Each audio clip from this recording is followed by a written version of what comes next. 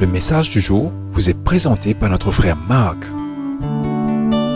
Salut, chers bien-aimés de notre Père Céleste. Ce matin, je voudrais partager le témoignage d'un homme de Dieu qui a marché fidèlement avec le Seigneur malgré les opinions des autres. Vous trouverez son histoire dans Josué 14. Pour aujourd'hui, je voudrais mettre en avant le verset 12. « Donne-moi donc cette montagne. » Bien-aimés, avez-vous remarqué que la Bible est remplie d'histoires de personnes?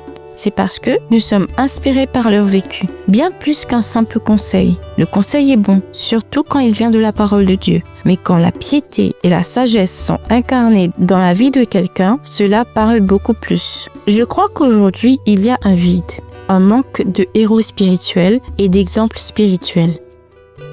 Alors que nous assistons à l'effondrement moral dans le leadership, notre monde a plus que jamais besoin d'hommes et de femmes de foi qui se lèvent avec courage. Ce matin, regardons l'exemple d'un tel héros de l'Ancien Testament, Caleb. Caleb a marché fidèlement avec Dieu et a servi aux côtés de Moïse et de Josué. Lorsque Israël est arrivé pour la première fois aux portes du pays promis, 12 hommes furent envoyés pour explorer le pays. Nombre 13, verset 1, Nombre 14, verset 10. 10 d'entre eux revinrent avec un rapport rempli de peur.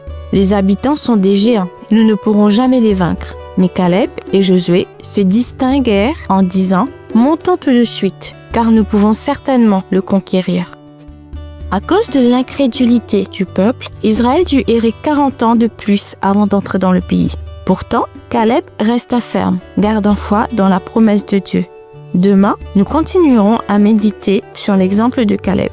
En attendant, je vous encourage à relire Josué 14 et à méditer sur le témoignage de ce héros de la foi. Que Dieu vous bénisse tous abondamment. Passez une belle journée en lui. Au revoir.